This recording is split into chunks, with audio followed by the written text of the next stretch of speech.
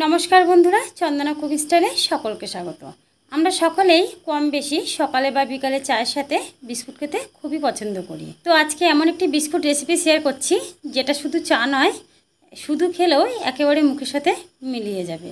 দারুণ টেস্টি একটি বিস্কুট। এই বিস্কুটটা তৈরি করার জন্য এখানে নিয়ে নিয়েছি একটা বাটি আর নিয়ে নিয়েছি সাধারণত আমরা যে ঘরে চা খাই সেই চায়ের কাপ। এখানে বিস্কুটটা বানানোর জন্য পরিমাপটা অবশ্যই ঠিক রাখতে হবে, না হলে কিন্তু বিস্কুটগুলো একদমই ভালো হবে না। তো তার জন্য সবার প্রথম হাফ কাপ নিয়ে নিলাম সাদা তেল আর হাফ কাপ নিচ্ছি ঘি। এখানে ঘি ছাড়া শুধু সাদা তেল দিয়েও বানিয়ে নিতে পারেন। তো যাই হোক, এখানে সাদা তেল আর ঘি মিলিয়ে পুরো 1 কাপ দিয়েছি। আর নিয়ে নিচ্ছি 1 কাপেরও একটু কম চিনি। চিনিটাকে একটু মিক্সির মধ্যে গুঁড়ো করে নিচ্ছি, যেহেতু চিনিটা গলতে একটু সময় লাগে। আর দিয়ে দিচ্ছি একটা এলাচ। এখানে একটা এলাচ দিলে বিস্কুটের ফ্লেভারটা বেশি ভালো লাগবে। চিনিটা গুঁড়ো করে নেওয়া হয়ে গেছে। এখন দিয়ে দিচ্ছি ঘি আর সাদা তেলের মধ্যে।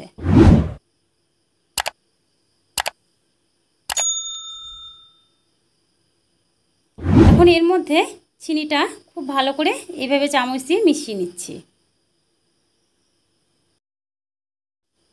চিনিটা এইভাবে খুব ভালো করে মিশিয়ে নেওয়া হয়ে গেলে এবার এর মধ্যে নিয়ে নিচ্ছি এইরকম একটা চালনি। এবার এই চালনির মধ্যে দিয়ে দিচ্ছি 2 কাপ পরিমাণ ময়দা। আমি বিস্কুটটা ময়দা দিয়েই বানাচ্ছি, তবে আপনারা আটা দিয়েও বানিয়ে নিতে পারেন। ময়দাটা এরকমভাবে একটু চেলে নেবেন, এতে করে বিস্কুটটা বেশি ভালো হবে। বন্ধুরা, একদিকে চা বসিয়ে ঝটপট কিন্তু 10 মিনিটের মধ্যেই এই বিস্কুটটা তৈরি করে নিতে পারেন। ময়দাটা চেলে নেওয়ার পরে এখন এর মধ্যে দিয়ে দিচ্ছি হাফ চামচ বেকিং পাউডার। এখানে বেকিং সোডা নয়, পাউডার দিতে হবে। আর বিস্কুটের স্বাদটা একটু বেশি বাড়িয়ে নেওয়ার জন্য আমি এখানে দিয়ে দিচ্ছি 2 চামচ গুঁড়ো দুধ। আর যে মিক্সির বাটিটার মধ্যে আমি চিনি গুঁড়ো করে নিয়েছি তার মধ্যে দিয়ে দিচ্ছি 50 গ্রাম চীনাবাদাম। এখন বাদামটাকেও একটু গুঁড়ো করে নিচ্ছি। এখানে বাদামটা বেশি গুঁড়ো করব না, ঠিক এইরকমভাবে গুঁড়ো করে নিয়েছি। এখন হাত দিয়ে সব উপকরণগুলোকে খুব ভালো করে মেখে নিতে হবে। বন্ধুরা, একদম কম সময়ে দারুণ টেস্টি একটি বিস্কুট খুব সহজেই তৈরি করে নেওয়া যায়। আর শুধু চায়ের সাথে নয়, হালকা খিদের জন্য এই বিস্কুটটা বানিয়ে সংরক্ষণ করে রাখতে পারেন। এখন হাত দিয়ে মেখে ঠিক এইরকমভাবে একটা ডো তৈরি করে নিয়েছি। এবার এখানে নিয়ে নিয়েছি একটা স্টিলের থালা। প্রথমে এই থালাটার মধ্যে আগে একটু তেল মেখে নিচ্ছি।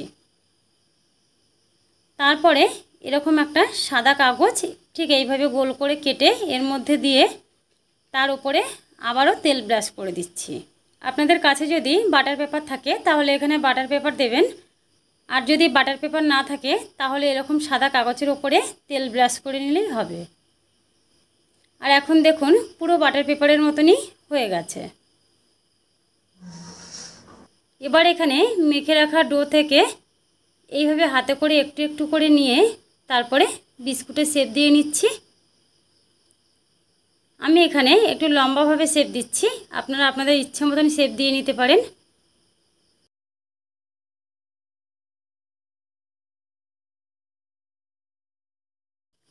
একইভাবে পুরো ডোটা থেকে একটু একটু করে নিয়ে আমি এরকমভাবে শেপ দিয়ে নিচ্ছি।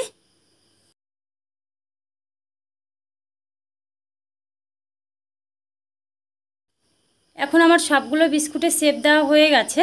এখন আমি একটা একটা করে নিয়ে যে বাটার পেপার বানিয়ে রেখেছিলাম তার উপরে দিয়ে দিচ্ছি। এখানে সব বিস্কুটগুলো একসাথে দেব না, একটু ফাঁকা ফাঁকা করে এইভাবে দিয়ে দিয়েছি, কারণ বিস্কুটটা বেক হওয়ার সময় অনেকটাই ফুলে যাবে। এবার এখানে একটা কাঠি দিয়ে বিস্কুটের মধ্যে এরকমভাবে একটু ফুটো ফুটো করে দিচ্ছি, এতে করে বিস্কুটগুলো দেখতে বেশি ভালো লাগবে। বন্ধুরা, আজকের ভিডিওটি ভালো লাগলে প্লিজ একটি লাইক করবেন আর চ্যানেলটি সাবস্ক্রাইব করে পাশে থাকার জন্য অনুরোধ রইল। এখন সব বিস্কুটগুলো ঠিক এরকমভাবে ফুটো ফুটো করে নিয়েছি। এখন একটা কড়াইয়ের মধ্যে দিয়ে দিচ্ছি কিছুটা লবণ। এখন লবণটা এইভাবে হাত দিয়ে একটু ছড়িয়ে নিচ্ছি। তারপরে এর মধ্যে একটা স্ট্যান্ড বসিয়ে দিয়ে এবার ঢাকা দিয়ে আগে একটু সময় গরম করে নিচ্ছি। একটু সময় গরম হয়ে গেলে এখন এর মধ্যে বিস্কুটের থালাটা খুব সাবধানে বসিয়ে দিচ্ছি, যেন হাতের মধ্যে ছ্যাঁকা না লাগে। এখন এইভাবে মিডিয়াম আঁচে পুরোপুরি 10 মিনিট ঢাকা দিয়ে রাখছি। ফিরে এসেছি 10 মিনিট পর। আর এখন দেখুন বিস্কুটগুলো বেক হওয়ার পরে অনেকটাই ফুলে উঠেছে। এবার খুব সাবধানে বিস্কুটের থালাটা ধরে নামিয়ে নিচ্ছি। এখন বিস্কুটগুলো এইভাবে কিছুক্ষণ ঠান্ডা হতে দেব। বিস্কুটগুলো ভালো করে ঠান্ডা হয়ে গেলে এইভাবে আস্তে করে তুলে নেবেন, দেখবেন খুব সহজেই বিস্কুটগুলো উঠে আসবে। গরম অবস্থায় তুলতে যাবেন না, এতে করে বিস্কুটগুলো ভেঙে যাবে। বিস্কুটগুলো যত ঠান্ডা হবে তত দেখবেন শক্ত ও খাস্তা তৈরি হবে।